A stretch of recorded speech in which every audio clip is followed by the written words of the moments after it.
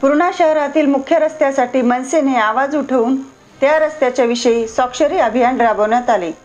या कार्यक्रमास मनसे जिल्हा अध्यक्ष रुपेश सोनटक्के व तसेच पूर्णा शहर अध्यक्ष गोविंद ठाकर, तालुका अध्यक्ष अनिल बुचाले, उपशहर अध्यक्ष पंकज राठोड, तालुका अध्यक्ष विद्यार्थी सेना पवन बोबडे, उपशहर अध्यक्ष राजेश यादव आदी उपस्थित होते। पूर्णा प्रतिनिधी सूर्यकांत शिंदे यांनी घेतलेला वृत्तांत। आवाज परभणीचा।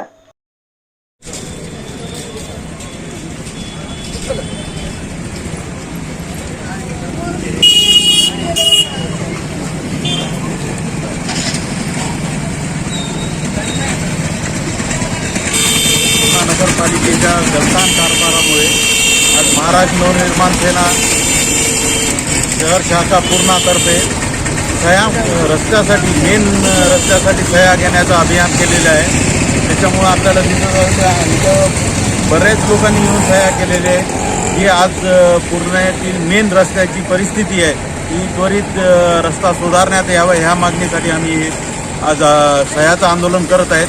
तरी ह्यानंतर प्रत्येक व्यापाऱ्यांची भेट घेऊन ह्या रस्त्यासाठी आम्ही त्यांच्या सह्या घेऊन कलेक्टरला पुढील निवेदन देणार आहोत।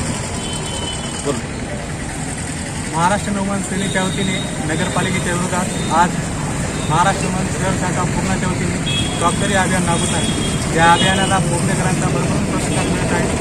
भारतीय नगरपालिका प्रशासनाला एक नम्रतेची विनंती आहे, कृपया आपण लवकरात लवकर पूर्णा शहरातील मुख्य रस्ता करावा, अन्यथा महाराष्ट्र नवनिर्माण सेनेच्या वतीने तीव्र स्वरूपाचे आंदोलन करण्यात येईल।